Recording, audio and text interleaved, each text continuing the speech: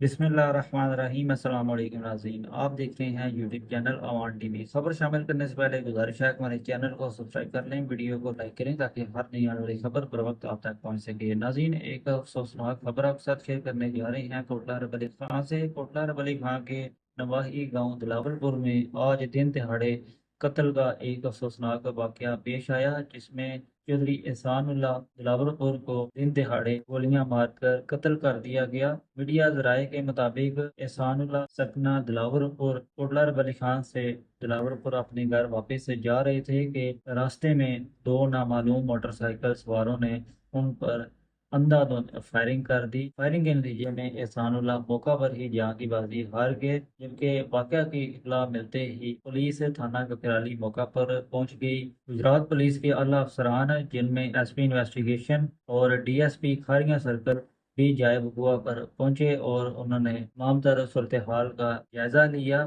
Media ذرائع کے مطابق پولیس نے شواہد اکٹھے کر کے نامزد ملزمان کے خلاف مقدمہ درج کر دیا ہے اور تفتیش شروع کر دی ہے۔